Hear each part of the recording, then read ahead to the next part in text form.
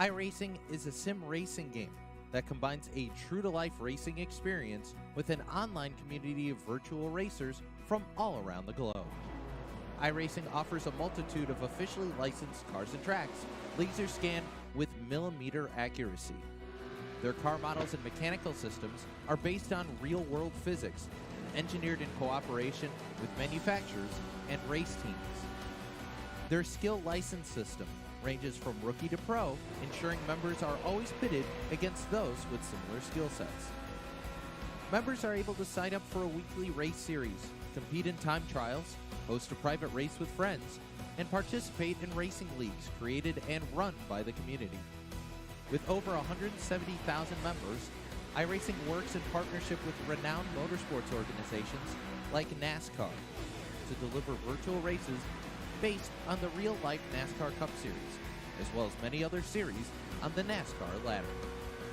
iRacing also features team racing, providing a variety of options for members to create and manage their own teams, race with friends or real-world teammates in full-length endurance events like the 24 Hours of Daytona, Spa 24, or the Bathurst 12 Hour. Additional partners include IMSA, World of Outlaws, Supercars, and IndyCar, allowing members to race in their very own Indianapolis 500, Bathurst 1000, Chili Bowl, and many more iconic events. This is iRacing, delivering the most authentic racing experience short of getting into a real race car. Sign up today at iRacing.com.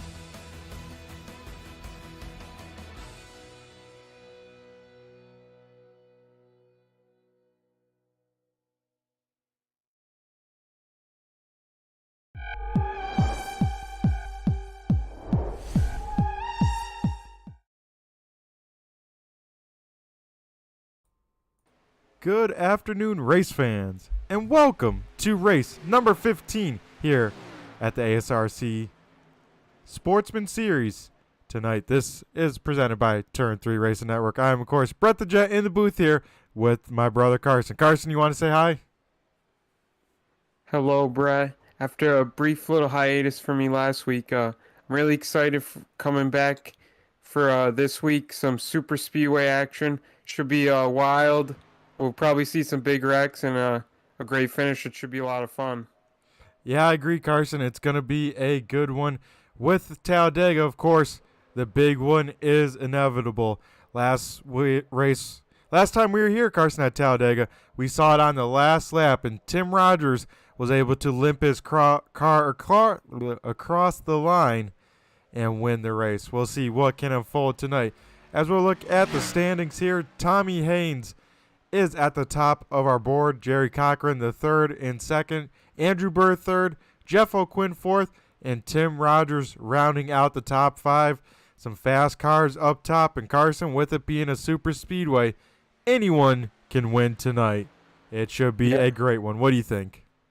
Yeah, Brett, I was just about to say that times in practice and qualifying really don't matter around Talladega because anyone can win. It's just about getting that perfect run on the last lap and crossing the line first. And how about John DeMesa there? I think he's sixth. We could see him maybe get his first win here tonight. That would be pretty awesome for the Blue Deuce. That would be Carson. And yep, he is in sixth place right now. So that is very exciting to see John DeMeester all the way up there in the standings, as it's going to be a wild one. As we get ready to start qualifying, it looks like the practice is wrapping on up here, and we'll get ready to go down trackside and see who can claim tonight's Quick Time Award for the pole position. Carson, you got anyone in mind?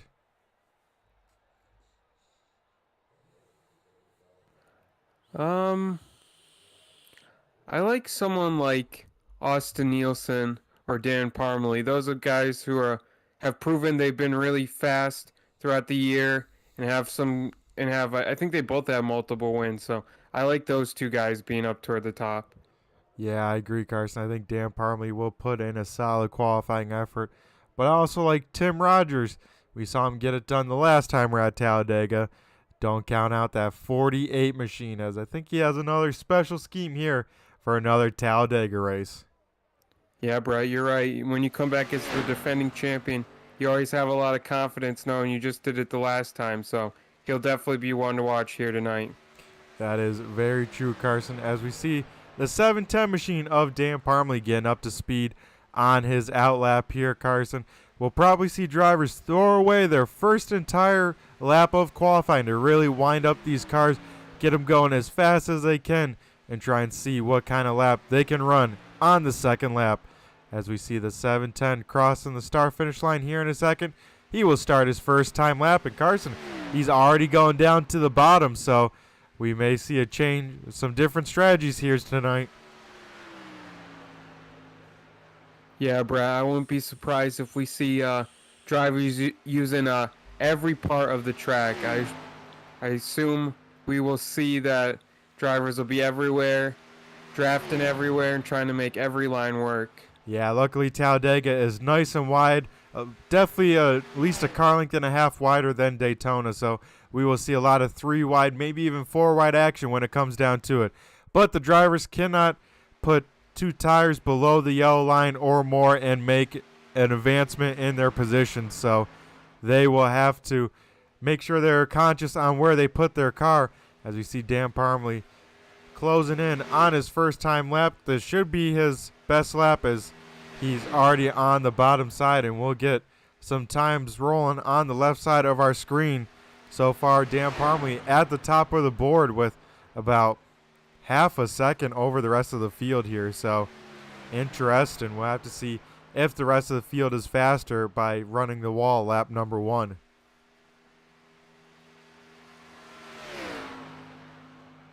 So, Brett, did he do both lines down low? Yep, he did both laps down low, Carson, for the 710 machine. So that's why he's at the top of the board right now. The question is, will he be able to keep it as most of the cars coming to finish their second time lap in their money lap, quote unquote.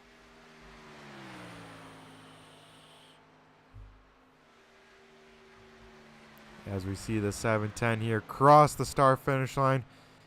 He does not better his lap time, but right there, Eric Pappenhausen goes quickest. Then Jerry Cochran, the third, is the quick time as they stand all the times very close to each other now, Carson. It has turned into a race. As now Austin Nielsen, your pick to the top. Now Jerry Cochran Jr. It's all getting shooken up now as Tommy Haynes now goes to the top. I better stop saying that because as soon as I say it, the next card goes to the top of the board. Yeah, pretty soon you'll be saying 5 different drivers. Exactly. As now we'll look at the 932 in David Ackenbauer. A relatively new driver out here. Glad to see him back out here running in the PBR machine.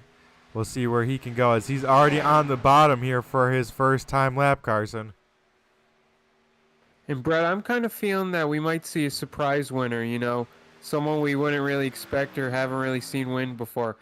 I remember with Daytona, we had a first-time winner, and Tim won here last year. So I think we'll probably see a driver that, maybe might not be a fan favorite or one of the guys who's high in the standings who will be able to come out victorious.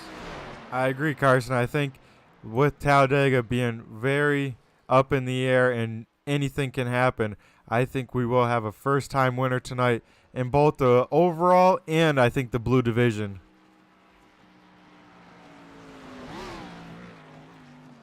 As David Ackenbauer slows his car, and that looks like about it for the drivers that did take a lap. So, looks like Tommy Haynes will be tonight's recipient of the Quick Time Award.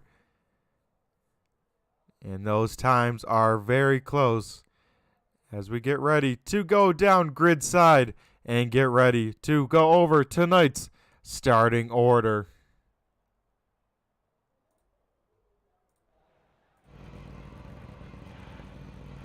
Starting on the pole with the Quick Time Award, the number 17. That awesome red, yellow, and orange scheme of Tommy Haynes. Jerry Cochran Jr.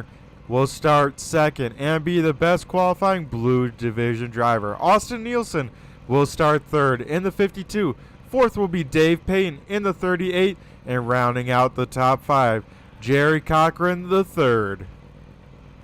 To pick up from there, starting in 6th, is the 43 car of Eric Papineau. In 7th position, one of my picks, it's the 710 of Dan Parmley. In 8th place, it's the 56 of John Wimbish. In 9th place, it's the Blue Deuce, the number 2 John DeMeester. And then to round out your top 10, it's the 86 car of John Sinu. 11th goes to the 48 of Tim Rogers. 12th will be Andrew Burr in the 223. 13th will be David Ackenbauer in the 932. Lee Campbell in the 27 machine will start 14th. And rounding out the top 15, Tanner Talladega Tallarico in the 1.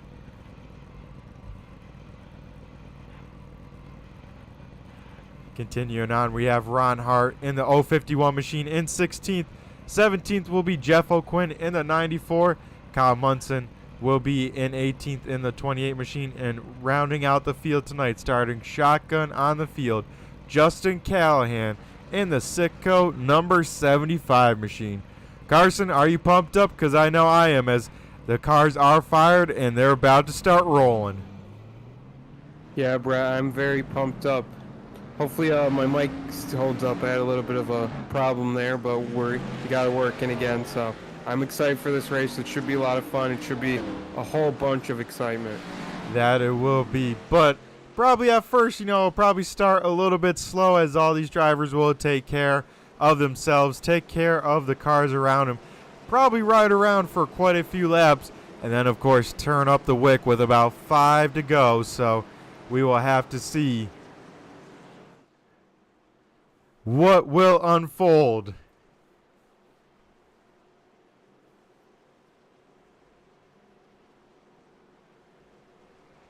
As the field rolls on down the backstretch, we get a good shot of this field. Carson, by the end of this race, I don't think these cars will look this clean. What do you think? Yeah, they definitely won't. I was just about to ask you, it's a perfect segue. What's your over-under, you think, on cautions here tonight? I mean, last time we were here, we didn't have any, if I recall right. So I am going to go with the low number of 1 yellow flag. That's not the stage caution. How about yourself? What are you saying? Yeah, I wasn't going to go too high.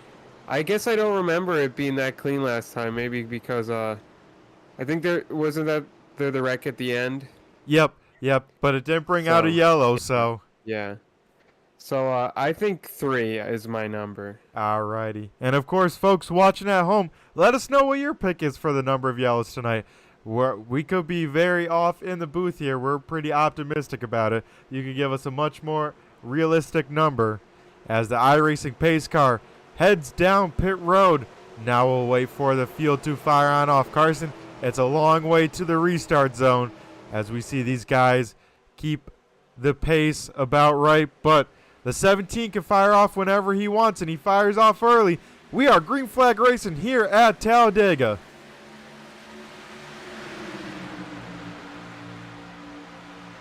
Now, Carson, there is a lane change rule in ASRC. I don't know if it applies here tonight, but I already saw some cars changing lanes before the line. We'll have to see how race control and the admins handle that one. Yeah, and Dan Plumley almost got in an incident with a slow car in the restart too.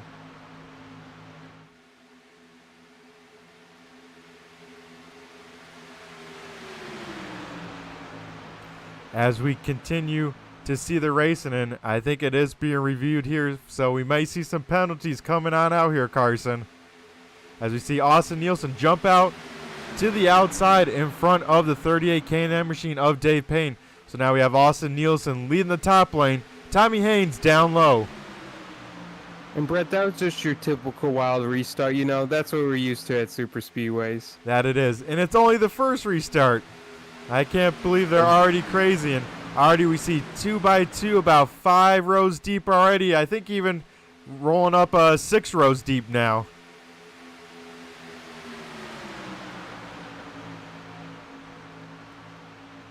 As over in the YouTube chat lands, we got Debbie Parmalee cheering on the 710, of course, once again here tonight.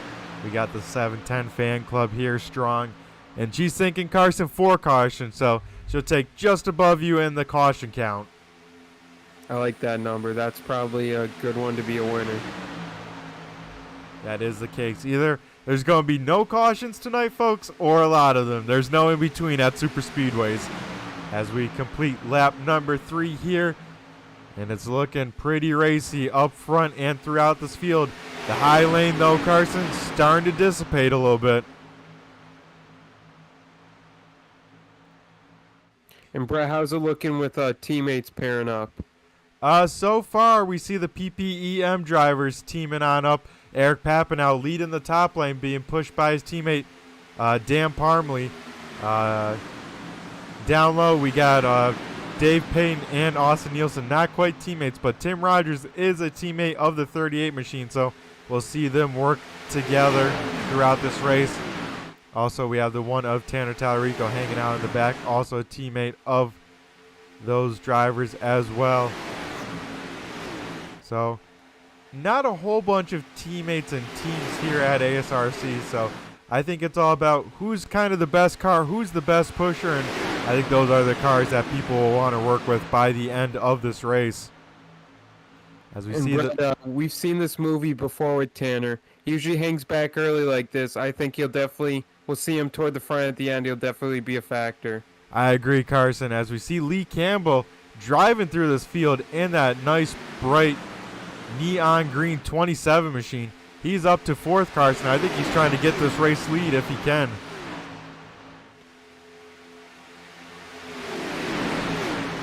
As he's looking to step to the outside. Thinks better of it as the top side doesn't have a run quite yet, but he could definitely jump up high if he needs to, as now he might get blocked in a little bit from those 4 cars up top. Yeah, and when you're one of the drivers there, a few cars in on that inside line, you'll see a lot of those guys jump out to the top and try to see if they can get a big run to potentially challenge for the lead. Yep, not only about getting up to the lead and getting big runs, Carson. These guys also got to keep an eye on the temperature gauges, whether it's the oil temp or the water temp, because if you're pushing for too long, especially right on the bumper of the driver in front of you, these cars get very hot very quickly, and it takes quite a bit to cool them on off. So we'll see drivers jump out of line just because they got to cool off their cars, not even in a strategic move, let's say.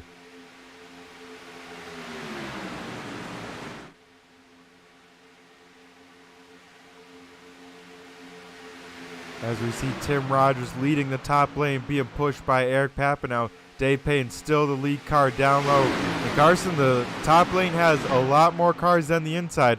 I think we might see a little bit of a power surge back to the top side here down the backstretch.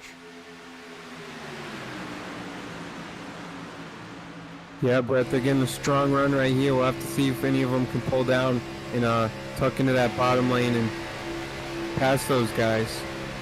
Yeah, we will have to see, as I think Eric Papanow might have a little right rear damage on the back bumper cover of that 43 machine. Maybe got pushed a little too hard or maybe missed a shift on the start, but that 43 machine has a little bit of damage on that spoiler. He might be a pretty good push car, but I don't know how he could lead a line with that damage. As Tim Rogers does lead that lap, so he is slightly in front of Dave Payne. And now we see the 48 slide down to the inside. That will leave Eric Papanow leading the top lane.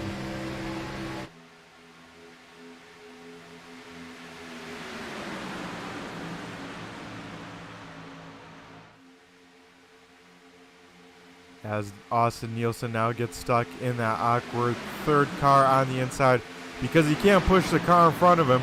The car behind him can't really push him either because there's nowhere to go, so it's a very weird spot. You just got to kind of help the momentum, push the air as much as you can without actually pushing the car in front of you. And Brett, I think we'll see it a lot during this race. The outside getting a big run and then pulling down to get in front of the guys on the inside line. Yep, that will be the case, and it will most likely happen down the backstretch as the outside line will get a big run from being stuck a little bit higher on up in the corner, kind of drive down the banking and try and get a run. Because as you see, they lose about half a car length in the corner, and then they surge on back up if they can keep in line, as that high lane moving all sorts around on the racetrack. John Sanu making it 3 wide right here. Let's see if anyone goes with the 86 machine, or maybe he's pulling the parachute and trying to drop to the back. But Brad, I don't think we'll see either the 710 or the 43 pull down, because I think those teammates want to stick together and just keep pushing.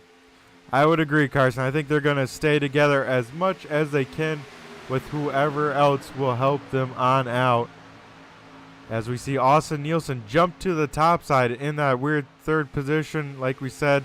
Tries to get to the top side, maybe cool off that car, but maybe try and leapfrog the 2 drivers in front of him.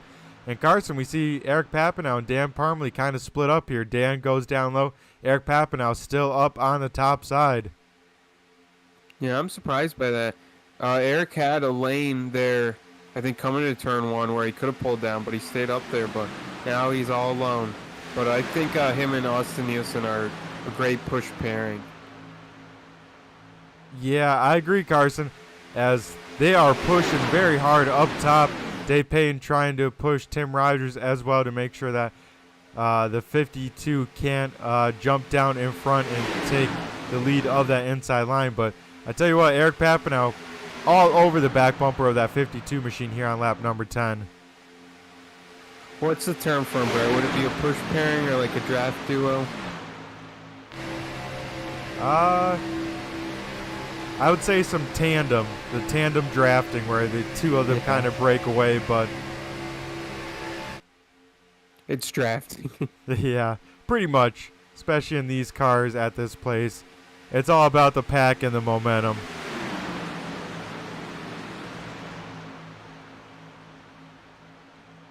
As you got to wonder, how high is that 43 car getting? He's still all over the back bumper cover of the 52 of Austin Nielsen, as now we'll see him jump out, hang out to the right side a little bit, try and get some air in that radiator. As John Sanu once again tries to get that 3rd lane rolling, Carson, and he might have some help this time. We might see some 3 wide racing action here on lap number 11.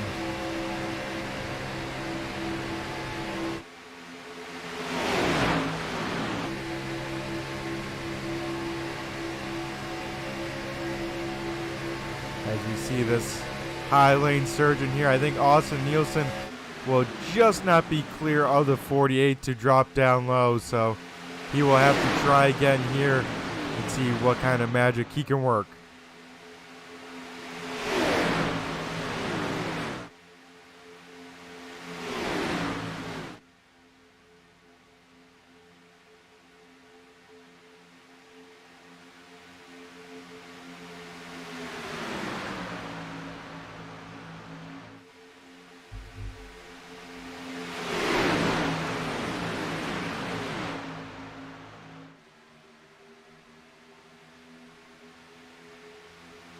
So of these early runners, Carson, anyone you're impressed with? I'm kind of impressed with Lee Campbell, how he's able to drive through this field as easily as he did. But a lot of people probably hanging on out for the most part here, trying to make sure they at least make it to halfway, as we see some big wobbles from that outside lane. Everyone checking up. This will break them on up, slow them on down, and let this inside surge on past. I'm impressed with Tim Rogers and his title defense here. He's trying to show he wants to be dominant once again, and he's leading already. Exactly. He's trying to go back-to-back at Talladega. And the 43 machine, he's trying to do it for Earnhardt, though. The 48 machine. I mean, though, I shouldn't really say he's trying to show he was dominant from last race. Last race, he really didn't dominate. He just was in the right place at the right time. But this race, he's looking like the man to beat. Yep, that is the case. And that's half the battle with these Talladega races, Carson. Getting a little bit lucky and being at the right place at the right time. As we see that high lane really break on up. Eric Papanow stuck to the top of 3 wide. Now he's back down to the bottom. And Lee Campbell leading the top lane, being pushed by Austin Nielsen. We'll see if that 27 can take the lead and lead a lap. For I think the first time in his ASRC career, if he can lead a lap at the start finish line here. He might be one of the guys, coming in that we didn't expect, that gives us a real yeah, a real run to win this race. He's looked super strong and has had the biggest move so far, up I think 11 spots in this race. Yep. I agree, Carson. He might be one of the underdogs here tonight. Runs fairly decent for the blue division, but, not up there, especially in the overall league for competing for a win. So we may see something special out of this 27 machine if he can keep that car clean and bring it to the end.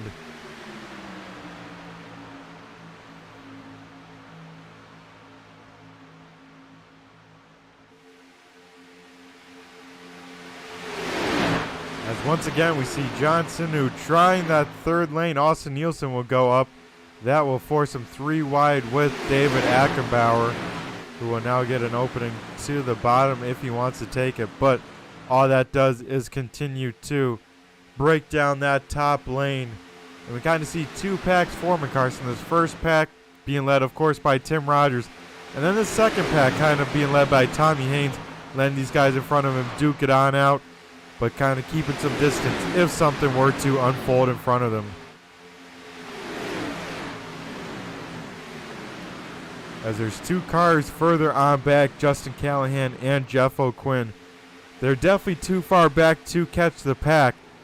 But, we got yellow flag out here, Carson. Kyle Munson around here. We'll have to take a look at what happened, as he will have some fairly heavy damage. Carson, what'd you think? I was going to say, based on what I saw, it looked like some accidental 4 wide led to a bit of an incident there. Oh, man, we will have to take a look at this and see what unfolded here, as we'll take a look at the replay. And yeah, Carson, 3 wide, 4 wide, and the 932 maybe didn't realize, maybe Kyle Munson didn't realize, and that would give some damage to that fast number 27 machine as well. Pretty much a 1-car wreck, but a few cars damaged in that. That could have been a lot worse, Carson. Yeah, Brett. They opened up the accordion going 4 wide, and then that accordion closed real quick. So one of the drivers has some major damage, and the other guys have some don't have as much damage, but they were all involved. Yep, that is the case. As we check out in car of Kyle Munson, and hard to tell if he did move up or not, but you see the hard wall contact there. So we'll get one more shot of it in full speed just to see what it's like to wreck a car here at like 160 miles an hour.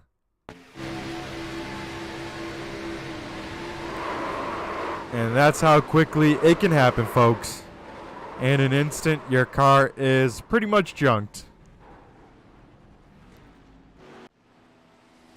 Now, will we see those drivers involved who had the more minor damage come in here, Brett? Oh, yeah, definitely. They will try and get their cars patched up as much as possible with how very, very important aero is. I know I say pretty much every weekend if we're above a mile track in length, but here especially, aero is ever so important that you need to make sure everything is patched up as much as you can, because you will start losing the draft very quickly with some damage. It's pretty much like open a parachute behind your car, Carson.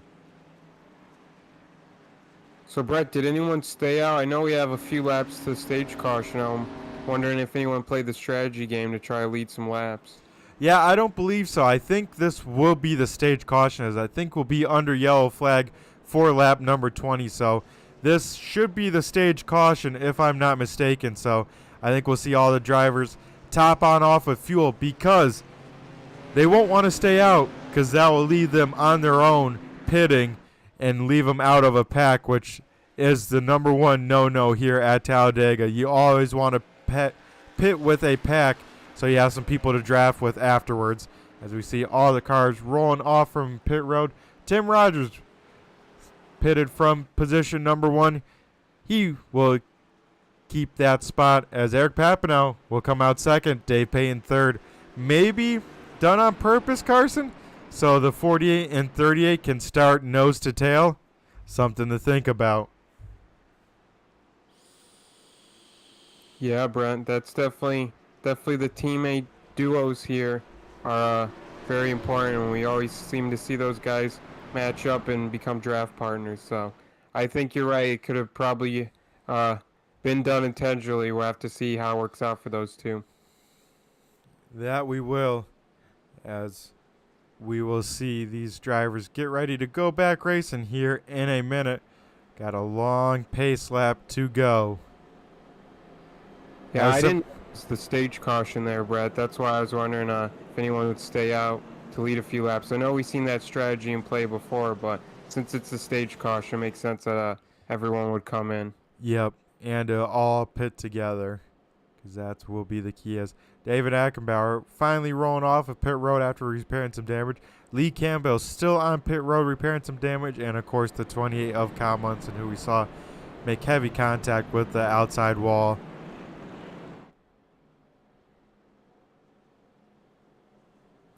Dang, Brett, we were just saying that was a bit of an announcer's jinx there. We're just talking about Lee Campbell, and then he gets some damage from that incident.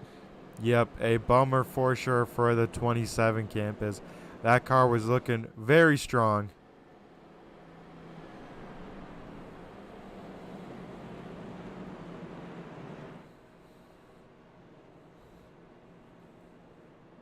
Well, Brett, there's one. Yep, one yellow. So that's my number right now. So I'm hoping for no more cautions if that's the case. So the lights are extinguished on the iRacing pace car, Carson. We are going green next time by at this 2.66 mile Superspeedway.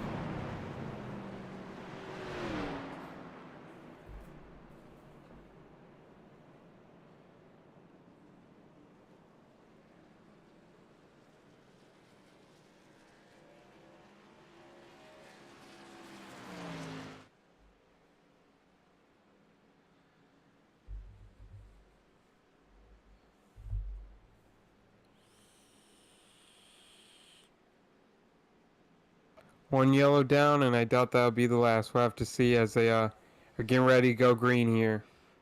Carson, I got full confidence in this field. I think that will be the only yellow, and we'll go green till the end. Maybe get a yellow before the white flag lap. Maybe. But I think that'll be the only one, Carson.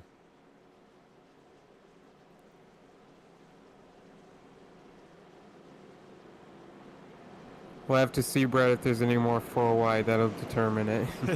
Yeah, that usually ends badly for everyone involved, but it can be done if needed. And like on the last few laps, we may see some more of that.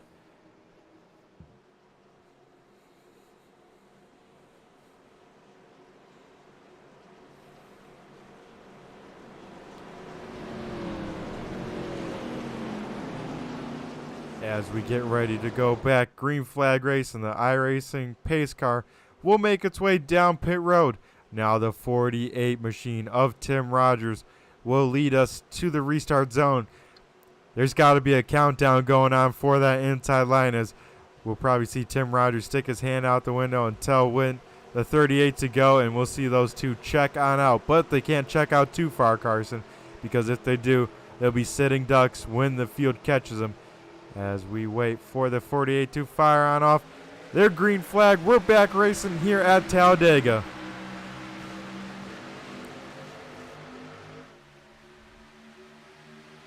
And Carson, about even start for both lanes. We'll have to see what unfolds as we see the one of Tanner Tallarico already dropped to that inside line. We got the two very bright red, yellow, and orange machines nose to tail on that inside line.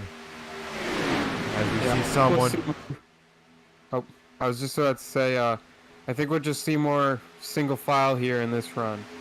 Yep, especially with that caution flag, that slaps the reality in front of people a lot, that, hey, we got to take care of our equipment, take care of our competitors if we can.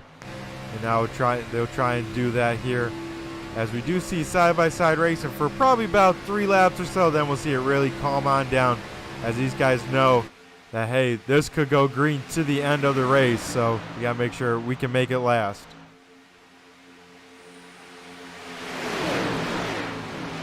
Well, Brett, I'm actually surprised. A lot more jockeying for position and moving around early in this run than I thought there would be.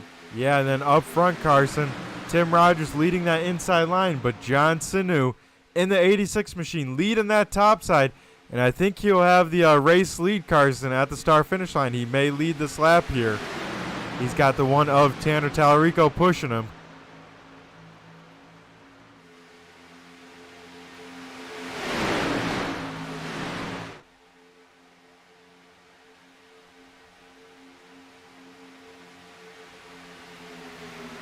We'll have to see if this aggressive nature by some of these drivers here, moving around and stuff, continues as this run goes on, Brett. You can only do so much before something happens that leads to a big one, a big wreck. Yep, it's only inevitable.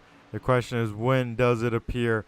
As I heard a little bit of radio chatter, Carson, the one car kind of complaining that he's getting pushed and can't really push the 86 too well, so we'll have to see how that entails as we see a lot of movement still from that top lane.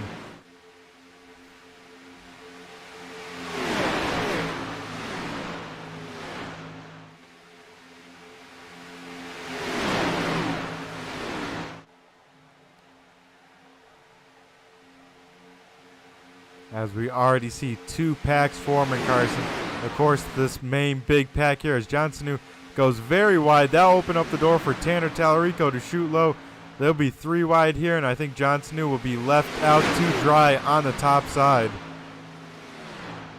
As I was going to say, there are 2 packs forming, that being the main pack and then the 3-car pack of Justin Callahan, Jeff O'Quinn, and John DeMeester all kind of right around there in that secondary pack, making sure that they bring those cars home in one piece if they can.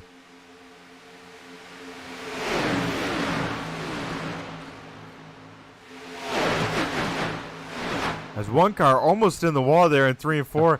That was the 932 machine, very close to that wall, Carson.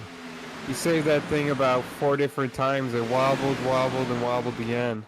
Yeah, it did. That was an impressive save by him, but Tanner Tallarico leads the lap that time at the line. He has a big run. Eric Papineau jumps to the bottom. That leaves Ron Hart to push the one machine on the top side, bringing along Dan Parmalee as well.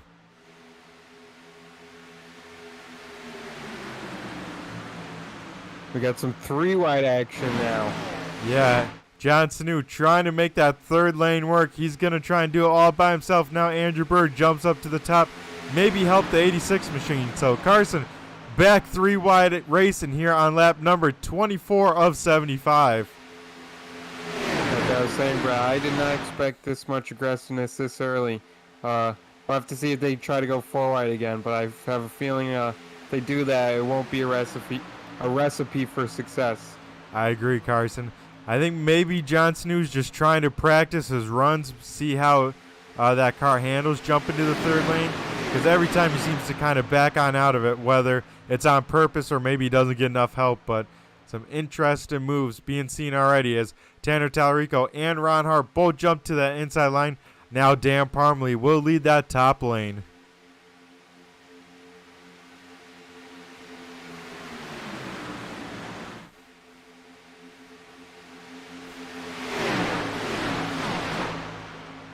As I hear from some radioactive, Carson, the 48 machine complaining being stuck on the bottom, Carson. He used some language to describe how frustrated he is being stuck down low. He's wanting to get to this top side if he can.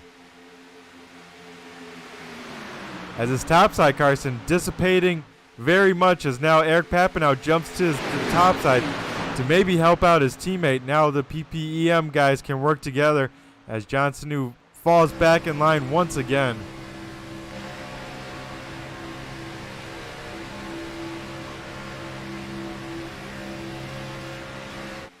Well, it looks like the 48 has his opportunity to move up now. Let's see if he chooses to. Yeah, I think he'll stay in that middle line with Dan Parmalee and try and keep that momentum. See if they could get some more help, because right now no one's working too well together on that top lane, being 2x2 for 3 different groups at that. As John Sanu drops down back to the 2nd lane, leaves Andrew Burr out to dry up top. So we'll see the 223 machine fall all the way probably to the back of this pack. As now we see Eric Papanow in that 43 machine now challenging Tanner Tallarico for the race lead. Brett, I just realized this now. The front of this field here now is dominated by teammate pairings. That it is, especially with the big long line of the racers being Tanner Tallarico, Ron Hart, Tim Rogers, and Dave Payton all working together on that inside line. Now we got Eric Papanow and Dan Parmley working together on the top side. So, we, like you said, seeing a lot of teammates working together as we see John Sanu go down to the inside. And Carson, we got our first lap car of the race. We see Lee Campbell staying up top. He will go a lap down here, so he's hoping for another yellow. Get that lucky dog, but everyone gets by safely.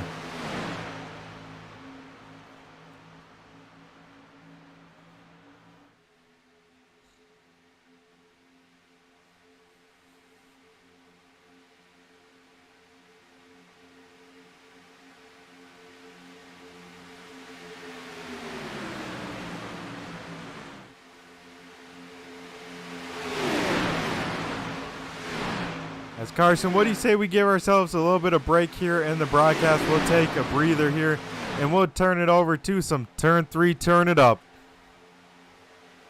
So that would be awesome, bro. Let's do it.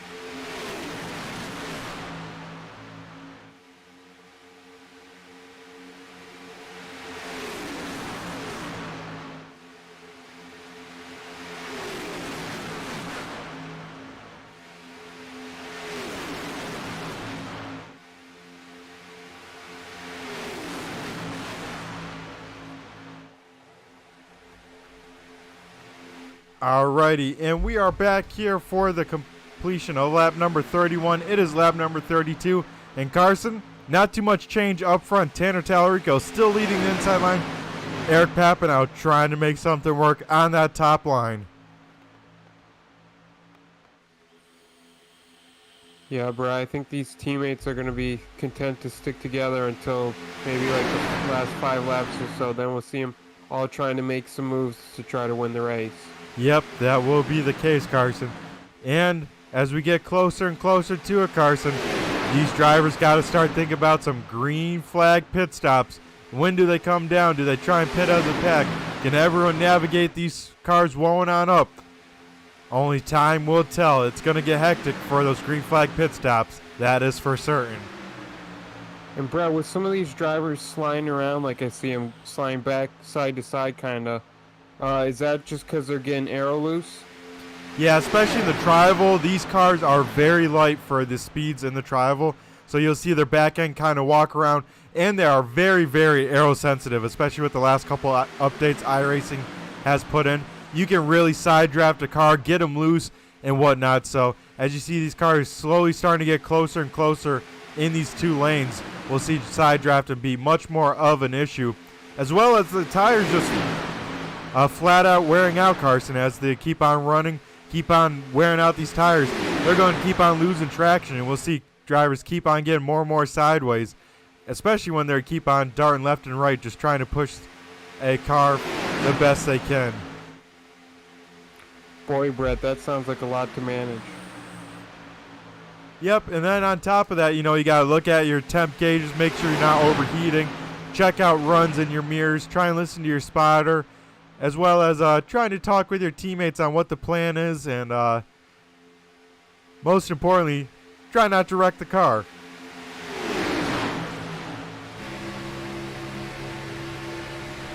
And we see on board with our 5th place running driver, Tim Rogers. He is still stuck on this inside line, probably not enjoying it too much, as he keeps on wanting to get to the top side, I bet, but still stuck down low. As once again we see some 3 wide action, Carson, this time with John Sanu, David Ackenbauer, and Austin Nielsen here. It looks like John Sanu will have some more help this time, so David Ackenbauer might be stuck in the sucker hole here, as John Sanu gets pretty loose up top. Somehow keeps that thing off the wall, though. Yeah, Brett, he's had a bit of a handful with that machine here tonight. He was running in the low line as well and had to duck out and drop back when he got loose. So we'll have to watch. He's been wheeling that thing. He has. He's been driving his heart out. You'd think it's the last lap with some of the moves, but he's getting some great practice. If he can have that car go to this finish, he'll definitely have the moves saved up in his pocket.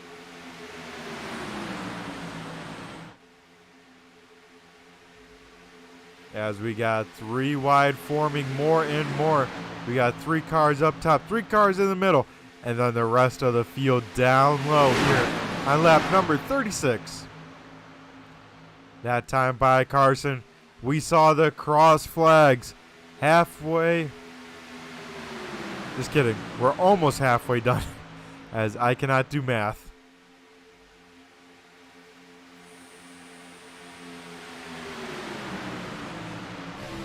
I thought too, and I figured too, Brett, that we would see more single filing out, like we said, and so far we've seen 2 wide, 3 wide, and it stayed that way the whole entire run. Exactly, Carson. I think these drivers know how important track position is, so they're going to try and, I guess, get to the front at all costs.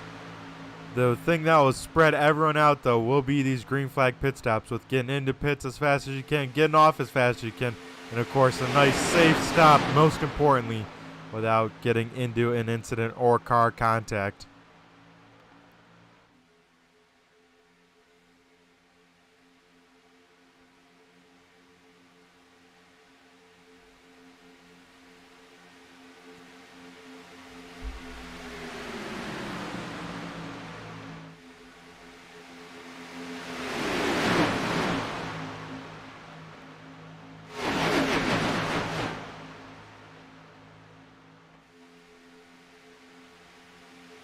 As Carson, this time by Tanner Tallarico, we'll see cross flags halfway home, halfway to go here at Talladega.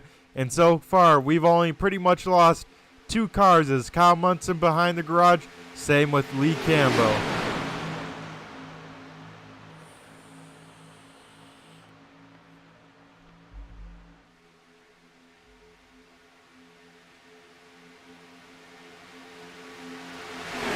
Tanner Tallarico continues to lead this inside line, being pushed by the 051 of Ron Hart. Eric Papanow continues to lead that second group, being pushed by Dan Parmley. And Johnson, who keeps on trying to work that third lane, being pushed by Andrew Bird. Those are the front runners in each row.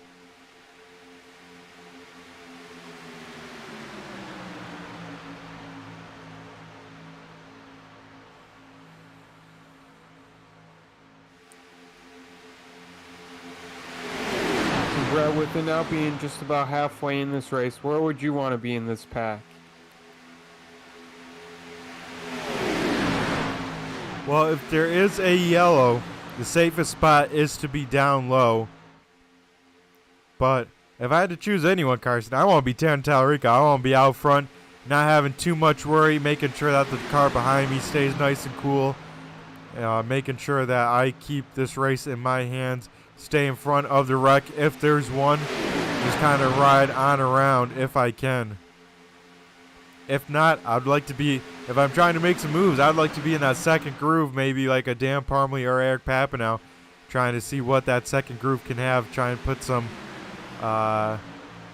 stuff in the memory bank for later in this race. You know, Brett, I was really hoping you'd say you want to be at the back of the pack so you could just drive through that smoke and emerge as the first place car. You know, when the big wreck happens, you just drive through the smoke and all of a sudden you're in the lead. Yep, keep your foot down, cold trickle it, and just drive through the smoke. As that all sounds nice, but I've had about 98% of the time I do that and I end up clobbering a car because someone doesn't hold their brakes or cuts back up into the racing groove. So most of the time that doesn't work for me, but every now and then luck is on my side, and that's what you definitely need here at Talladega. As you see, second place on the inside, Ron Hart get big time loose through that trival. That car jumping all around. That handling might be going a little bit as being the second car in a group, Carson. All you're doing is reacting to the car in front of you. You know, you don't be able to see when the turn's out and whatnot. So all you're doing is reacting to that car. I think we should ride on board with Ron Hart, see what he's seeing for the Mike's Garage onboard.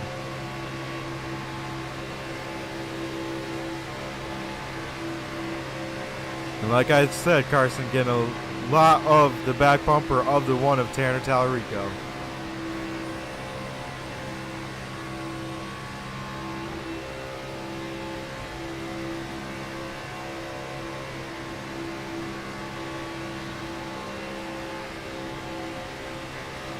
It'll be interesting to see, Brett, if we have another wreck, what position it starts from. Because normally we don't see wrecks from the front, but if we do, that could be our big one here tonight. Yeah, I agree, Carson. Usually it's a mid-smash push that ends up turning a car. You move a little bit, and then while you're moving, you know, you get to their bumper and hook them on around. If we do see a yellow, it will most likely be that at this stage in the race.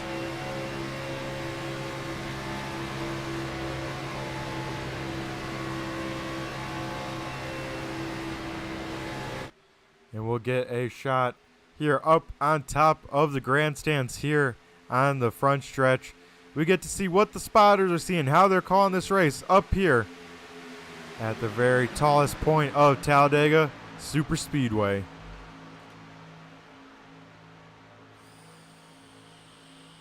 And Brett, you definitely need skill and strategy at a Superspeedway, but I think at a Superspeedway more than any other track, the biggest factor that you need is luck. So we'll have to see who gets the luck and is able to survive here to outlast everyone and get the win here tonight. Yep, that is the case, Carson. You can only set yourself up for so much here, but at the end of the day, there's usually always a little bit of luck, especially in racing, always a little bit of luck. But here at the Superspeedways, definitely a little bit more of the luck is involved.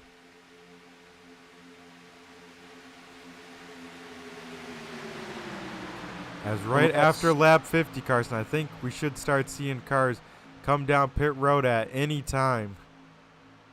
I was going to say, though, these front guys might not need luck with how well they're pushing and staying out front here, so they might just be able to cruise it and not have to worry about any of the wrecks. Yeah, kind of getting a 7-car breakaway for the most part.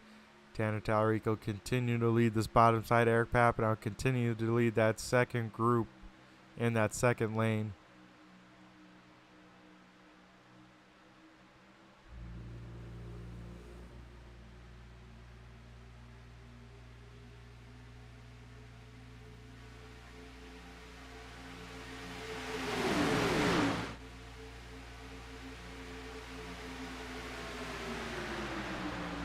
As Eric Papanow keeps on getting pretty good runs, Carson, but never quite enough to really challenge the one, really pull up besides him. Of course, not clearing the one car as well, so I think people are keeping that in mind as these laps continue to click on by here at Talladega.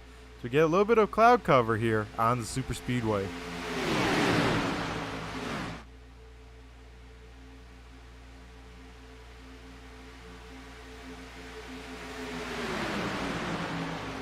Yeah, Brett, well, those front guys, those front drivers all paired up are looking strong. We'll have to see if anyone will be able to force their way around those guys and get to the front. It'll be tough because they're kind of holding down those bottom two lines. I think if we're going to see someone make a crazy move, it might have to come from the third line up top. Oh, yeah, it'll definitely come up there when the time is right. Definitely still way too early for it. I assume we'll see it within the last 10 laps. If we see it at all, so we will have to see as we get closer and closer to these green flag pit stops. Who will be the first to come? How big will the pack be? All questions that will be answered for us shortly here at Talladega. As I think the 710 machine might be getting hot, Carson. Dan Parmley pulling shoots, and Eric Papanow will do the same. Drop to the back with his teammate. Maybe also getting prepared for maybe some pit stops as well. You see this field mostly single file on out as they run. Now Johnson, who will be the lone car up top, trying to lead that line. Well, Britt, just as saying those guys were holding down the top line, I was wrong. So another announcer moment where I was, where the drivers, made me eat my words. So there you go. We'll have to see what their strategy is here for the rest of this race. Yeah, because Eric Papanow still up in the second group, but now being pushed by a different driver. Not really catching the back bumper of the 86 of John Sanu. So interesting stuff out here. As the 43 will now get to the bottom, and that's got to be saying they're thinking about pitting here sometime soon. As Dan Parmley almost jumped down that time. We saw him slow on up, I think, to maybe think about pitting, but did not, so that's going to bottle him up a little bit. So, Carson, I think it's coming here sometime soon as most of the cars get to the bottom and get ready for these green flag pit stops.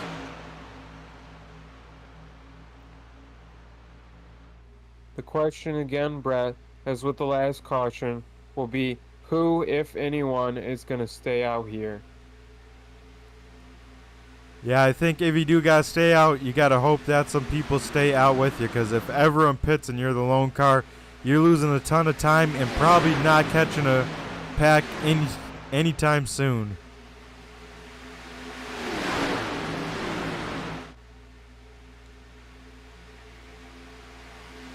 As another lap here completed, these drivers still sticking out on the racetrack.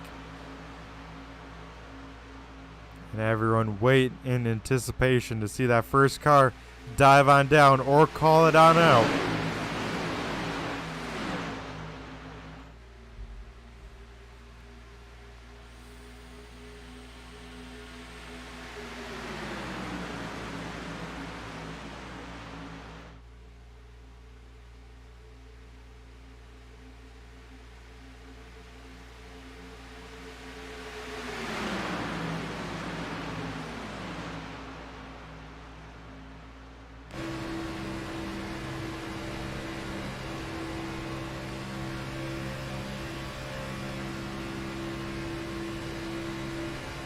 There it is, Brad. We got some takers. Yep, the first car is down pit road. The first pack in.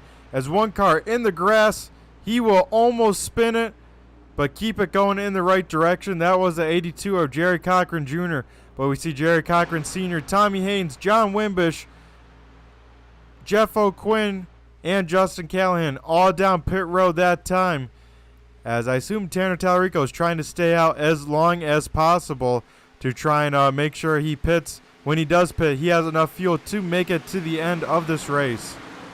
And now as well, the outside line completely fell apart. So now it's just up to Tanner and Ron lean that low line to see what they can do. See how much longer they push it before they pit. Yep, that is the case, as they will stay out for another lap out on track, Carson, and keep on trying to stretch this window as much as possible.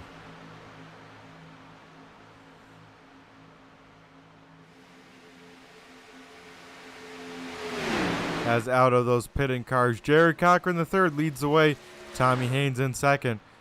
But these leaders slowly catching that pack as they get up to speed.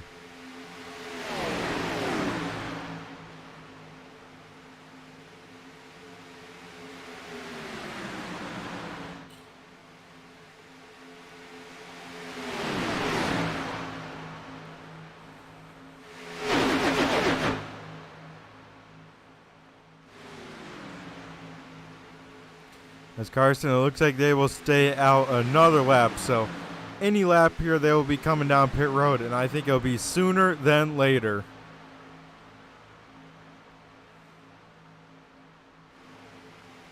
And Brett, I'm nervous watching some of these drivers jockeying around, the cars sliding around on them, almost making contact with the wall or the guy inside of them. If I'm nervous just watching this, I wonder how the drivers feel. And they probably got their hands tight on that steering wheel. Oh yeah, they do. White knuckling it for sure, Carson, as these tires are definitely fading. These drivers looking to slap on some new tires. The question is, do they go 4? Do they go 2? All I know for sure is they're filling it up with the Sunoco race fuel. As we see the one car down low, he's pitting in this time. Ron Hart will stay out with this other group as the rest of this pack comes on in this time, and it looks like everyone safely down pit road. I'm intrigued that the one and the 051 didn't go together. We'll have to see what the plan is with that. Yeah, because now this pack out here, 3 wide, not being able to sort themselves out, Carson. That is going to slow him on down a big chunk of time. As I would have to guess, this time by, they have to come in together. The key is these 4 drivers have to pit together.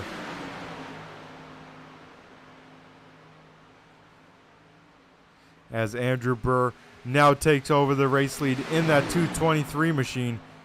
It looks like this time we see 3 cars coming on in. John Sanu with a lot of speed. He's in the grass. I think he definitely did not make it to pit road speed.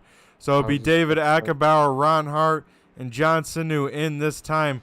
Andrew Burr will be the lone car out in front. But further on back, Austin Nielsen wins the race off of pit road, being pushed by Dave Payton. And then Tanner Tallarico already hooked up with Tim Rogers. And these guys are moving up to that front pack here. And Brett, a speeding penalty like that during green flag pit stop this late in the race, will that kill your race? Oh, most definitely, Carson. That is a race ender right there. Unless he can get lucky and get a yellow flag, John Sanu's race will most likely be over. Same with the 82 machine of Jerry Cochran Jr. As Tanner Tallarico and Tim Rogers way out in front. Now Eric Papanow will pick up the draft from Dave Payne, who is behind Austin Nielsen in the 52 machine. And it's so true that is half the battle. The race on pit road is just as important as the race on the track. So yep, that's a tough break. As Ron Hart able to have a pretty good stop, Carson. He is back out there in track and probably picking up this front pack. So Ron Hart keeping the damage to a minimum here.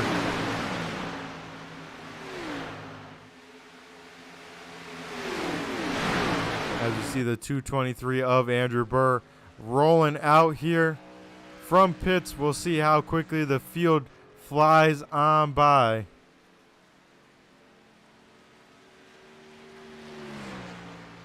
As he gets up to speed. and this pack is a coming, Carson. We'll take a look from the rear of Andrew Burr as we see this pack barreling on towards him.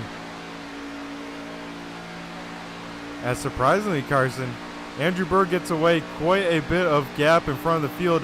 Now he's just a sitting duck.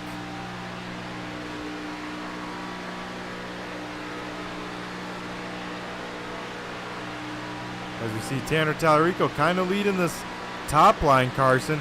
He's up there with Eric Papanow. And here they come on Andrew Burr in the 223 machine. We'll see where Tim Rogers will go. If he'll push the 223, no, he'll go high. So we'll see three wide racing here. Tim almost got some air loose there and nearly lost it, but a good save. Yeah, as we see the field gets safely on by, everyone shuffles on around. You see cars getting big time loose going from that middle line to the bottom. As Carson, this is where the racing gets interesting. These guys kind of going for it. As we now see the 48 of Tim Rogers pushing the 43 of Eric Papanow down on the inside lane. Outside will look like Tanner Tallarico being pushed by Tommy Haynes.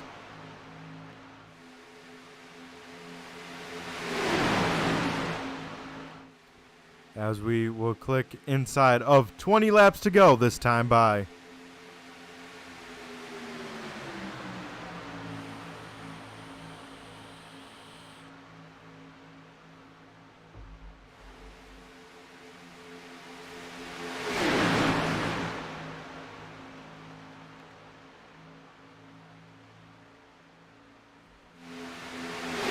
As we see, Carson, some three-wide action. Tanner Tallarico might be stuck in the sucker hole depending on where they go. I know John Wimbish and Tommy Haynes are teammates, so Tanner Tallarico will get stuck in the middle here. He'll get picked up by Ron Hart, but three wide here going into three, and these cars moving all over this speedway.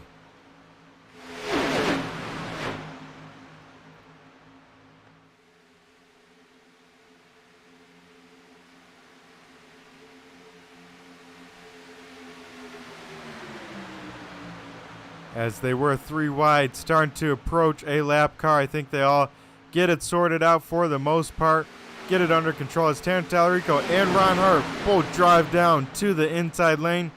They will claim the race lead here with 18 laps to go. Yeah, Brett, we saw a lot of sliding around like you said, but no, the important thing is no caution. So we're still rolling here. We'll have to see if they can keep it clean to the finish. That we'll have to see as John Sanu goes to the top side. As two cars hard in the wall. I should not have said anything. Yep, Carson, you jinx him once again, as it was John Wimbish and Jerry Cochran the third hard into the outside wall. That will give both those cars heavy damage, most likely end their night early, but a tough break for that team as now some more cars out of this race. Maybe, Brett, I should just not say anything for the rest of this race. I've bestowed some bad luck on some drivers with just opening my mouth, so maybe I shouldn't do that. Carson, just say we want to see a car airborne on the last lap, and let's see it happen. All right, Brett, we will see a car airborne on this last lap. All right, thank you. Folks, stay around for this white flag lap. It's going to be wild as we now have 16 and a half laps here at Talladega to go. Tanner Tallarico leading the way, Ron Hart in second, and the inside lane, Eric Papanow is in third, Tim Rogers in fourth, and Austin Nielsen rounding out the top five. But Tommy Haynes in the 17 machine trying to bring up that top lane here once again.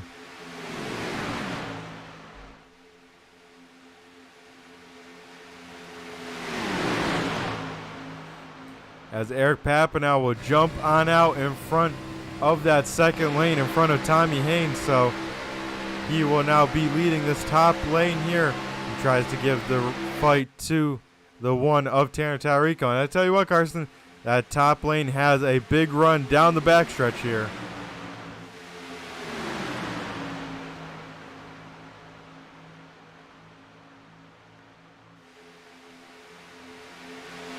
Problem is, Brett, even if they get their run, it's going to be hard for them to do anything with Tanner around down low. I really can't see them get enough of a run to get around both of them.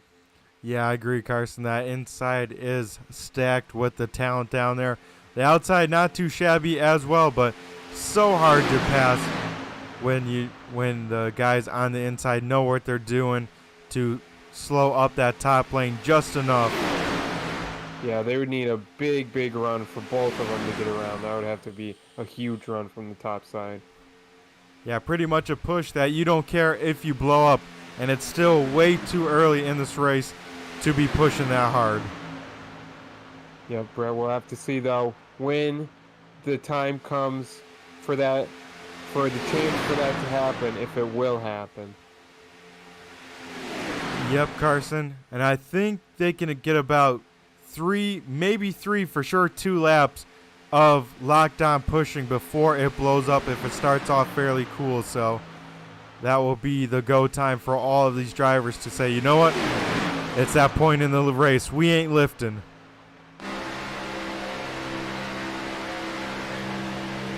And Brett, when do you think that will happen? In these last 5 laps? I think the last 3 laps. I think 5 laps we'll start seeing drivers, get up to the third lane, really start making some aggressive moves. But I think it'll be lap number 3 and on that we'll see, 3 to go and on, that we'll see drivers staying in it no matter what and say, if she blows up, she blows up.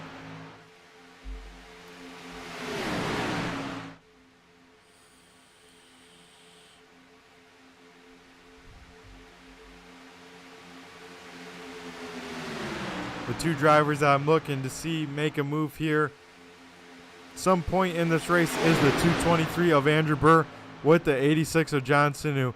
We saw those guys many a times jump up to that third lane with their run. You got to see at what point in this race do they happen to do that again and see how good of a run they can have. As we see John Sinu doing it on his own right here. He will jump to the third lane, leapfrog Andrew Burr, and maybe setting up some teamwork here with 13 to go.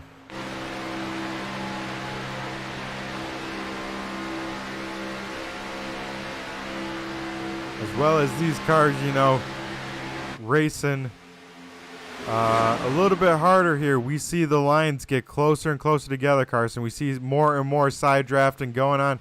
As you see Tommy Haynes go up to the top side, pick up that draft. That'll leave Eric Papineau kind of in the sucker hole for a minute. He'll go down to the inside line.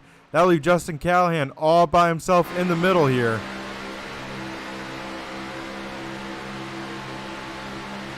As we'll have to see how big of a run this top side can get, all against the wall, Carson.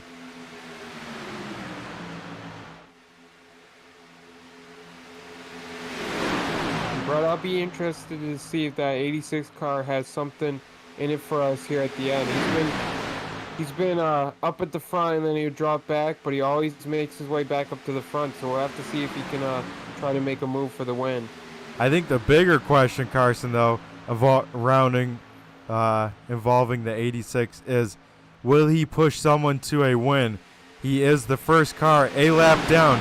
He is the lucky dog. But he could throw a wrench in this race a little bit and push someone to their first ASRC win, Carson. This is where it gets wild. That is a mistake on my end. See, I thought because he was up here, he was on the lead lap, but you are right, he cannot win.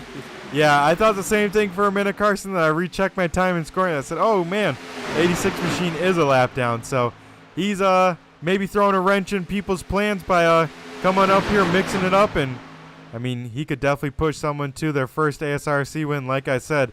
As this time by, we see 2 open palms from the flagman. 10 to go, Carson. You're right, Brad. We've seen in real life where a lapper pushes a driver to a win, so we will have to see if that can take place here tonight. Yep, we will. As we saw way back a few years ago now, Denny Hamlin pushed Eric Jones to a win with a beat-up race car in one of the worst clash races ever in NASCAR history. So, yep. As at this point, Carson, lap with 10 to go, I think you're already settled with kind of who you're going to work with at the end of this race. Now it's all about timing up these moves and seeing what you can do. in these closing laps.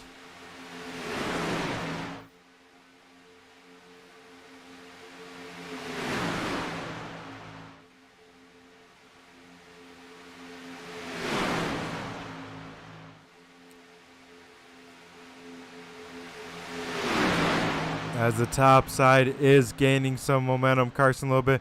They're getting about even car numbers, maybe 1 or 2 cars less than this inside line, so they are starting to build up some momentum. That inside line, though, Brett, continues to look really strong. They haven't really missed a beat in terms of keeping themselves out front here. That is the case, but it all comes down to that white flag lap. We'll see who from the bottom may jump up to the top side. Would it be a Tim Rogers? Would it be a Ron Hart?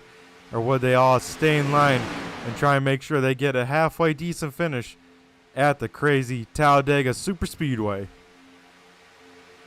You are right there, Brett. I think we could see someone like Eric Papanow jump up there. He's been fast up there throughout the race, so I wouldn't be surprised to see him jump up here at the end and try to make a run for the victory here at Talladega.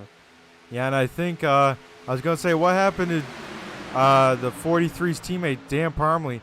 There seems to be a second group way back as we see Tim Rogers jump up to the top side. He will lead the top lane now, Carson, in that 48 machine.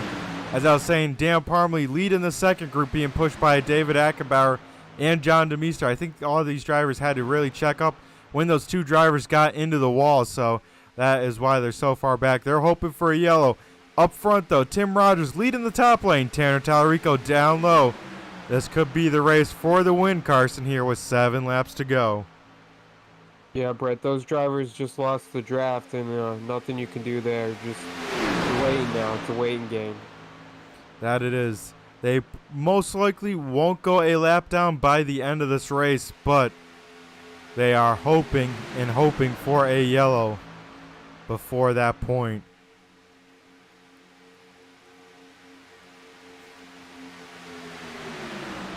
Brett, looks like we might have a third line forming. Yeah, John Sanu trying to think about it again. He tucks back in line. That'll kill a little bit of the momentum for that top lane. And now Tim Rogers getting stuck in the sucker hole. He's down left in the middle here with 6 laps to go.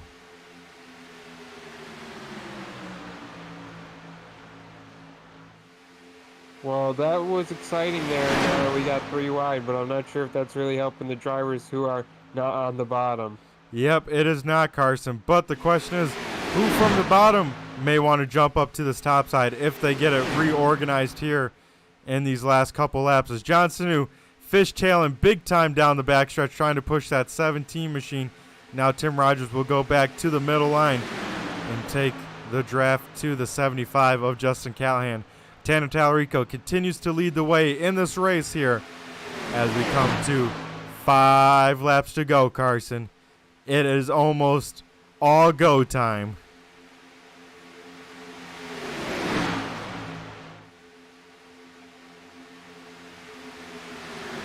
As this outside line, Carson kind of charging on back here. Tim Rogers now door to door with Ron Hart. They've gone formed up good. Yeah, this could be the move here, depending on how hard these lines are pushing relative to each other. As that outside line gets a pretty good run down the backstretch, he'll be door to door with Tanner Tallarico. Well, not quite. Door to door with Ron Hart. I don't know, Brett, if this top line will have enough of a push for a driver to tuck in front of Tanner, but all they have to do is time their run right to get around him. As here we go, my move that I predicted, the 43 up to the top side. Yep, and Justin Callahan thinks about going to the third lane. He will probably slot back behind Tim Rogers. Actually, no, he will re-go to the third lane, so that will hurt the momentum on that second groove, as they got 2 strong cars now in that second groove with, I want to say, 4 or 5 strong cars on that inside line, though. Yeah, I like that move by the 43 car. As I hear some cars spinning down the backstretch, I think John DeMeester is in the inside wall. Not sure what happened there. He wrecks off the racing line. That car is a modified, though, and we stay green. gotta love when John gives us a modified. Exactly. It's not a official ASRC race unless we see that, as that car looks heavily damaged. Not sure what happened.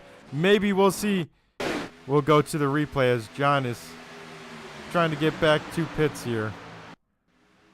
We'll see what happened. Looks like trying to work with the 710 machine, and it looks like David Ackerbauer maybe doesn't push the blue deuce square and sends him hard contact with the inside and outside wall as we jump up back to the race lead here. Tanner Tallarico trying to make that inside work.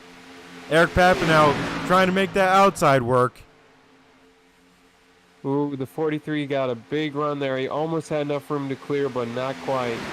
Yep, as the third lane is coming back here, Carson, being this time led by... Oh! What a save by John Sanu. You see that one, Brad? I did not. Yeah, it looked like he just got loose there, running up in the third lane by himself, and he saved it coming all the way down the track. That was a heck of a save, and we stay green.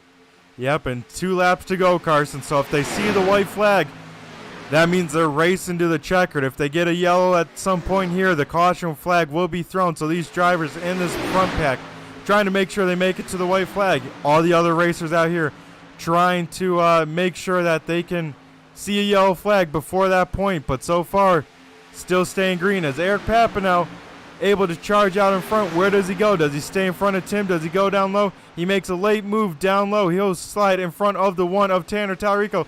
Tanner gives him a shot. They're all over down low. This may be the time for the top line to make a run, as we see some cars actually pitting, Carson, here. I don't think they had enough fuel. Oh boy, we always see that with these super speedway races, guys trying to cut it close, and those guys will not make it.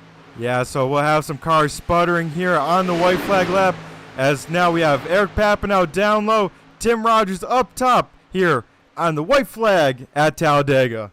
And Brett, let's see if the 43 can close us out. He's made some nice moves to get to this spot. It all comes down to these last 2 turns and what happens with this field around him. It's going to be a heck of a finish. As Tanner Tallarico getting pushed very aggressively by the 051 of Ron Hart.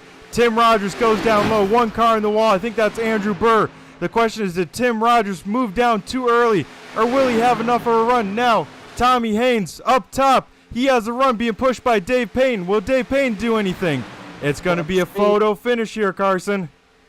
We're going to see guys squeezing each other. As Tim Rogers gets loose here, and oh man, photo finish at the line.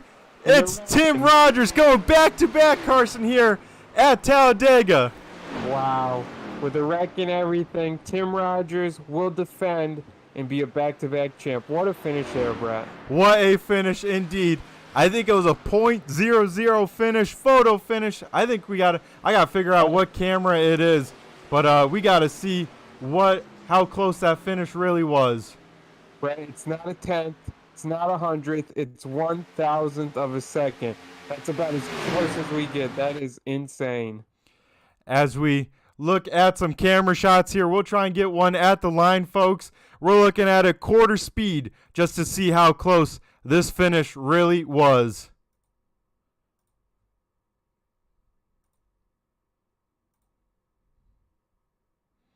As here should be a pretty good shot. As we get him across the line here, Tim Rogers will just edge out the 17 machine with the contact. And man, Carson, not even a splitter length between the two.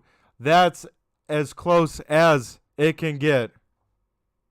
I was just saying, Brett, that Tim Rogers there timed up that little bump move right there at the line perfectly, just enough to keep his advantage and win this race. That was incredible. Yeah, as we see the 48 machine, the MILF Plaza machine, burning it down on the front stretch for the 2nd time in a row at Talladega.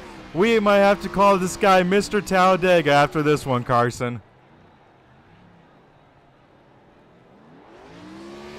Yeah, Brett, that was a heck of a finish. I still can't believe that he perfectly timed it with that run to just edge him out. Man, it doesn't get any closer and better than that. That was a heck of a race.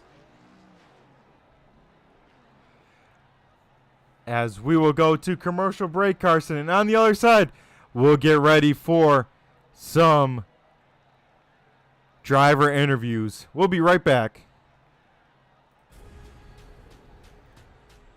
The most realistic online racing sim ever made. This is iRacing. Detailed laser scan tracks, fully dynamic real world cars, and over 50 series to choose from.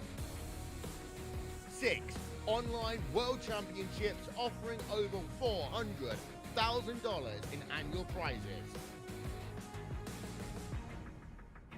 This is the original esport racing game. This is iRacing.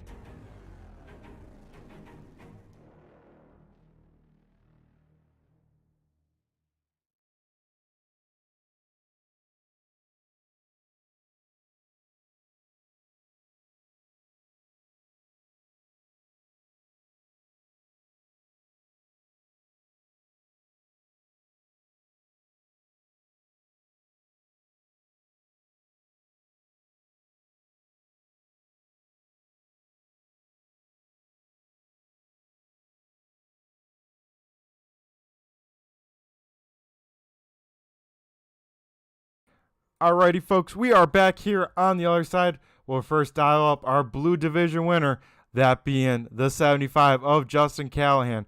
Justin, you got a copy. It's Brett the Jet in the booth here.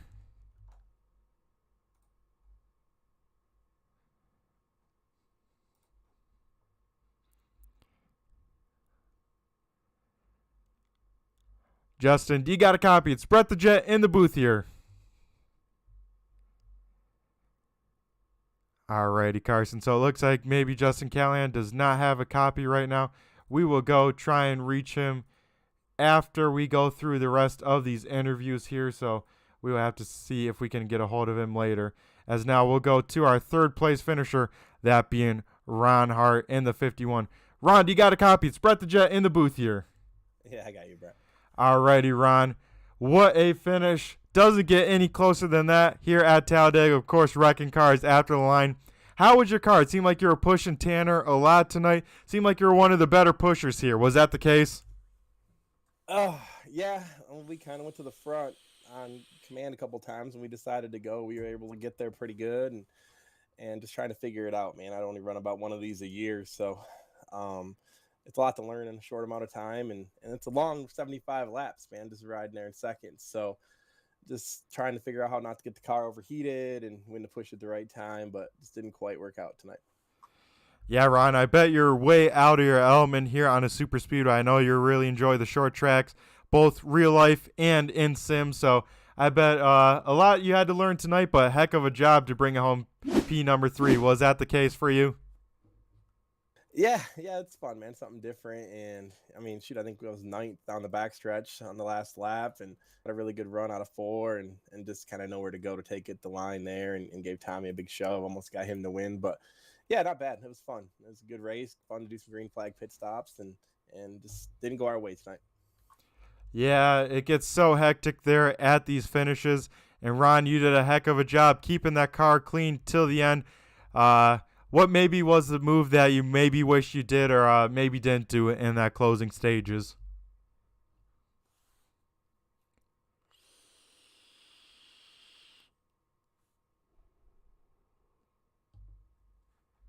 Oh, I got a little bit too hot there, Brett, with 2 to go. And I was pushing Tanner and had to kind of back off, and that allowed Eric to get up in front of us. And when that happened, it was kind of messed up the game plan, and it was just trying to get back through there and just ran out of time. Gotcha. That is a very tough one for Ron. But nonetheless, coming away with a podium, not too much to complain about here at Talladega with how much luck is involved to even finish one of these races. So, Ron, before we let you go, I'll hand the mic over to you and give a shout-out to whoever you need to for this 051 team. Yeah, just thanks to you guys putting it on in the broadcast and everything. It's cool to watch them back at the end when you have a good run and a good group of guys here, man. To run that long and do the whole second stage with no cautions is a lot of fun. Alrighty, thank you very much, Ron, and I look forward to talking to you whenever I see that car out on track in the Sportsman Series. All right, sounds good, Brett. All righty. Have a great rest of your night. All right, that was our third place finisher, Ron Hart. Now we'll dial up Tommy Haynes in second. Tommy, do you got a copy? It's Brett the Jet in the booth here. Yeah, I got you, buddy. All righty, man. How was this car for you here tonight? It seemed like you were for sure one of the first to make it up to the third lane there with inside of 10 laps to go. You almost did it perfectly. Photo finish with you and the 48 right out the line. I don't think there was any gap between you two. No, that was close, man. We tried to make that third lane work, man, but I don't. 2 or 3 cars wasn't gonna cut it. You needed about 4 or 5, I believe, and I kept toying with it, and then I jumped back down, and finally I just said, you know what, I'm gonna just go to the middle line, and that's what I done, and picked me off a few, then had a chance at the end to get the win. But that was a heck of a race. That was Tommy, and so close to your first ASRC win. Tell me what you're thinking that last lap. You see Tim Rogers go down to the bottom, then you're leading the top lane. You got to be licking your chops at that point, just hoping you get enough of a push from the 38 of Dave Payton. Yeah, I was hoping he was going to drive it right up my tail here and just see what happens. Coming to the checkers on these races, it's going to be you're going to be beating doors and stuff, and we hit a little bit, but you can't ask for a better finish than that. Everybody raced good all night, tight racing really all night, and everybody held the line pretty good. And when it was go time, everybody strapped in belts a little tighter and had at it. Yeah, that is the case, Tommy. Only one actual caution for a wrecked car tonight, so awesome racing from all of the racers out here tonight.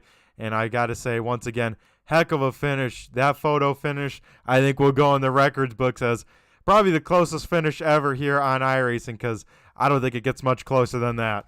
Looks like the Chevy's got a little bit longer splitter than my Ford there. That's what he got me by. Dang, I think we got to roll that thing through tech, make sure that splitter is the legal length. But before we let you go, Tommy, I'm going to go hand over the mic to you and give a shout-out to whoever you need to for this 17 crew here tonight. I'd like to thank what all y'all do for your broadcast. Tanner and everybody in the league, they run one heck of a league. I love it. Got to thank AutosByNelson.com, Demon SimWorks. Like to thank Splash and Grow Graphics for the paint. All my teammates, Jerry and John. I think John got wrecked out at the end. He jumped up there and spotted for me there at the end. I'd like to thank him for doing that. And looking forward to next week. Maybe we can get us a win here for long. Yeah, next week I believe we're at Homestead, and then the playoff starts. So it's about to be crunch time there. As Tommy, you have yourself a great rest of the night, and I'm enjoying talking to you after these races. It seems like it's starting to become a semi-regular occurrence. There you go. We'll see you Wednesday night, maybe. All right, even better. Look forward to seeing you out there on track Wednesday night. Tommy, you have a great rest of your night. You too, buddy. And congratulations to Tim and Ron there for the top 3 there. Yep, heck of a job by all of you guys in the top 3. All righty, folks. Now we'll head down to Victory Lane and talk to Tim Talladega Rogers. Tim, do you got a copy? It's Brett the Jet in the booth here. Yes, I do. I got a copy. Oh, man, Tim. We see you crack out the MILF Plaza scheme here at Talladega once again. And once again, Tim, you park it in Victory Lane. You defend your win from last season. How's it feeling by a photo finish? I think too tight to call, and I think it will go down in the record books as probably the closest ASRC finish in history, and that will stand probably till the end of time. Yeah, I'm lost for words right now. That's 2 for 2 at Talladega in 2 different MILF Plaza paint schemes. I'm lost for words right now. I can't believe what has just happened. Yeah, Tim, it is awesome to see that car do that here again. The last car is in, of course, the Talladega Hall of Fame. This one will be there shortly as well, I bet, with that finish. Heck of a job, Tim. This one comes back beaten up, but not as beaten up as the last time. Yeah, last time was just an awful mess. The car was destroyed. I was limping it to the finish line. We actually got to race to the finish line here. I had to door Tommy there a bit. We talked about it. He's cool about it. I just had to do what I had to do to get to the finish line first. And, it's NASCAR, man. Rubbin's racing. We're going to be bumping each other and shit coming to the line. That's just how it goes here. That is the case, Tim. You gotta give it your all, especially here at Talladega with how crazy it can be. You gotta take every advantage as you can, and you did just that. Speaking about taking advantage, you jump to the top side there. You get the run on that white flag lap, and then I know you gotta make the tough decision down the backstretch. Do you go low? Do you go high? And I think you made the right choice, but a tough one at that. What was going through your mind that last lap? Yeah, I always want to be on the high line here at Talladega, man. It's just where I feel the most comfortable, and I was itching to get to that high line and, come to the closing laps. And unfortunately, I think of that last run after the green flag pit stops, Eric got to it before I did, and I felt like I lost my opportunity. But, towards that last run, the outside line kept breaking up and stuff, so it created some opportunities to jump up there. And I jumped up there, and Eric was in front of me. I pushed him, and like I said, I like to stay up there, and I had to be a bit aggressive there. Guys were trying to go 3 wide, and I had to pull some sketchy blocks, but put me in a good spot there at the end. Exactly. It's not sketchy unless it works, and you made them all work, Tim. And most importantly, you park it down in victory lane here at Talladega once again. Man, that adrenaline got to be pumping, especially after that start-finish line, seeing the results update, and you in P number 1. Oh, yeah. My whole leg, my whole right leg was just shaking. I was pressing the gas as hard as I could, trying to keep my nerves in line. And like I said, I had to door Tommy there. It's just part of the deal here, and got her done there at the end. I was so relieved. Yeah, Tim, it was an awesome race to call. Not only the racing throughout the field, watching you guys make those moves in those closing laps, but of course that finish. I couldn't speak fast enough for how crazy that finish was. Heck of a job, Tim. You go 2 for 2 at Talladega. I'm speechless up in the booth, and that doesn't happen too often. So while I sit here speechless, Tim, I'm going to hand the mic over to you, and I'm sure there's got to be a lot of people you got to thank for this 48 crew down in victory lane here. Yeah, that's the other thing. It's my first win in the 48. Number means a lot to me. It's the number I used when I raced, and it was the number of my hero and the greatest of all time NASCAR driver, Jimmy Johnson. Better than Richard Petty, better than Dale Sr., the number 48. I will debate that till the end of time. Yeah, I just finally got a win in the 48 in the league. First of all, I just want to say I'm so happy just to be back racing again. Last couple months I've just been busy with school and haven't been able to put the time into iRacing, and it's good to be back in the league. I want to thank my fellow admins for always putting on a good show. I also want to thank the ladies back at MILF Plaza. Hold on, I got a list. Becky, Ella, Tasha, Shay, Demi, Nina, Ella. I think I already said Ella. Amy. Wait, did I say Amy? I don't know. Skyla, Andre, Letitia. I just want to thank all the ladies back there at that gorgeous brand and I got them at the 2 for 2 at Talladega with MILF Plaza. Let's go. Yeah, I think there's going to be a party there tonight. I know I'll be checking out there after the broadcast, after celebrating in victory lane. And Tim, I think there's a code, especially winning tonight. Is that the case? What'd you say? Sorry. It's loud over here. Exactly. I said I think with you being in victory lane again, Tim, I think there's a code you can use for some discounts. Oh, yeah. Call 1-8. Use code Becky online, and then you can also call 1-800-MILF to get a 69% discount. Boom. Heck yeah. You love to hear it. That car down in victory lane giving out the discount codes. And Tim, glad to have you back here racing for a while. And I tell you what, it is good to see you in victory lane, especially here at Talladega. What a way to do it. What a finish. I am pumped up, and I can't wait to celebrate it down in victory lane after. I want to thank you, too, for broadcasting. I always forget you guys for broadcasting. Thank you, and Turn 3 for broadcasting. All righty. Awesome job, Tim. We'll go wrap up here in the booth. We'll go join you down in victory lane for the after party. Tim, you have yourself a fantastic night. Crack open a cold one for everyone at home. Take care. Alrighty, that was our race winner, Tim Rogers. Now we'll go try and dial up Justin Callahan, see if he's got a copy in that 75 machine here. Justin, do you got a copy? It's Brett the Jet in the booth here. Yeah, I got you, Brett. Alrighty, Justin. So you were the highest finishing blue driver. You won the blue division here tonight. How was that 75 Sitco machine? You started shotgun on this field and came away with the best finish. What was that last lap like?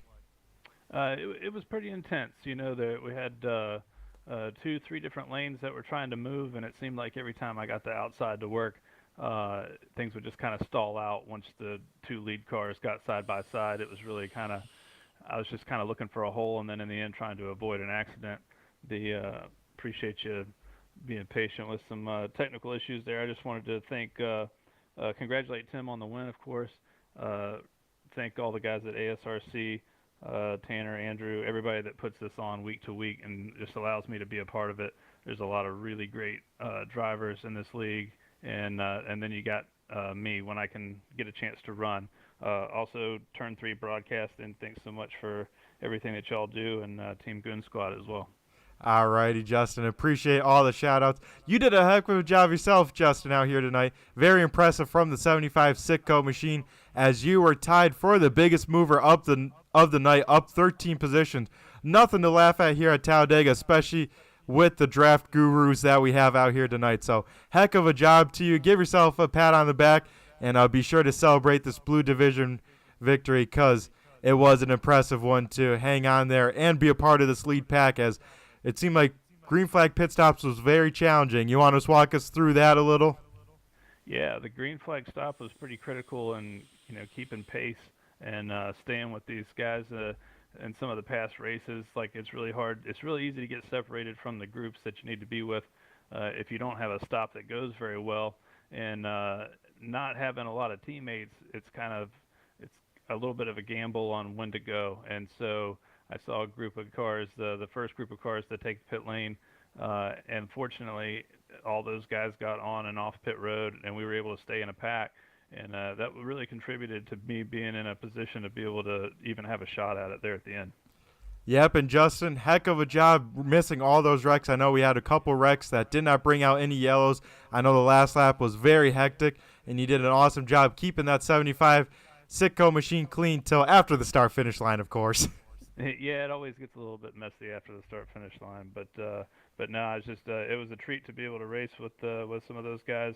You always pin the restrictor plates as kind of some places where you can be a little bit more competitive than you are week to week at some of these tracks. I feel like this year, especially, like just a lot of the tracks we've gone to, I've had struggles with, and I've got a couple tracks coming up on the schedule that I look forward to running at and should be able to continue to run good. But appreciate everything you guys do, and thanks for having me on here. Yep, no problem, Justin. You go celebrate this Blue Division victory and enjoy it, and hopefully we'll be talking to you sometime in the future. You have yourself a great rest of tonight. All right, thanks, Brett. All righty, folks. That was our Blue Division winner, Justin Callahan. And Carson, we'll take a look one more time at this finish here, as how close it really was. That close at the start-finish line, less than a splitter between the two. What'd you think of that finish? Yeah, Brett, I was just looking at the still shot of it myself. It's unbelievable how close that was, but a perfectly timed run or move there by Tim Rogers to just move Tommy Haynes enough to hold him off there. That was awesome. Unbelievable racing. And as always, a great interview there from Tim, so what a victory for him, back-to-back. That's always special. And it was a lot of fun to watch here tonight. Yeah, that is the case, Carson. Always a great pleasure to have Tim Rogers in the booth, whether in an interview or whenever he comes to help commentate, because he's a character. He's a personality here at ASRC that we all come to love. So got to give a shout-out to him. And all the other interviewers, everyone had some great insight and some great praise for the rest of the competitors. Carson, let's run through tonight's finishing order. Tim Rogers in the 48 machine gets the job done and wins back-to-back times here at Talladega Superspeedway. Tommy Haynes comes in second in that 17 machine, just barely behind Tim Rogers in second. Ron Hart in the 051 machine will bring it home third. Fourth will be Eric Papineau in the 43, and Dave Payton in the 38 will round out the top five. And then to pick up from there, finishing in the 6th position was the 1 car of Tanner Tallarico. In 7th was the 75 of Justin Callahan, our best Blue Division driver. In 8th place was the 223 of Andrew Burr. In 9th was the 94 of Jeff O'Quinn. And to round out your top 10, it was the 52 car of Austin Nielsen. The first car a lap down was our 11th place finisher, Jerry Cochran Jr. 12th is Dan Parmley in the 710. 13th is John Sanu in the 86. 14th is John DeMeester in the 2. And 15th is David Ackenbauer in the 932. 16th is Jerry Cochran the 3rd. 17th, John Wimbish. 18th, Lee Campbell. 19th is Kyle Munson, and that rounds out tonight's finishing order. As Carson, another action-packed Talladega race. It all unfolds once again on the last lap at the checkered flag, and wow, what a photo finish. Yeah, Brett, like I said, looking at the still shot of this, it's unbelievable. So that was a heck of a finish. These guys, as always, put on a great show. And just to even look at the top 7, man, everyone was so close together. That's always awesome. And this is just the type of finish you want as a super speedway, is a photo finish like this. It's the most exciting, and everyone loves to see an awesome finish where everyone is just so close together. And congrats to Tim. He's the one who was just able to outlast everyone. And, man, just 1/10, Brett. That's all that matters. Yep, that is 1,000th. Excuse me. It's all that matters. 1,000th of a second being the difference. We'll try and take one more look at this finish while we continue to talk. But Carson, like you said, what a finish. What a race. What a race by all these drivers here tonight to make this happen and have this finish the way it was. It was a crazy one. Wouldn't want to have it any other way. And once again, heck of a job from Tim Rogers in that 48 machine to bring it home in victory lane here once again. I have been Brett the Jet in the booth here from Turn 3 Racing Network. Thank you all for tuning on in, watching live.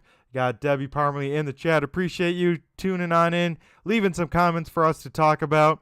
Of course, all the live viewers we got to give a shout out to, as well as the replay viewers. Got to give a shout out to all of our competitors out on track and all the admins that make ASRC happen. Of course, all the sponsors here at ASRC as well to keep this league going the way that it is with the awesome stuff going on. And of course, Carson, I got to give a big shout out to you for calling this race with me, and it was a fun one. Hopefully you enjoyed it. Yeah, Brett, I did. Thank you for having me, and thank you to all the fans, too. You just watched the closest finish of the year. It will not get any closer than that. So that was awesome, and thank you for being here tonight. We'll see you next week. All righty, folks. That will do it for us. Tune in next week as we go to the Homestead, Miami for the regular season finale. This is how close it was. Just that difference. I mean, I can't even still tell on the replay. So everyone have a great rest of your night. Stay safe, and we'll catch you next time. And remember, folks, just flew by you. Have a good one.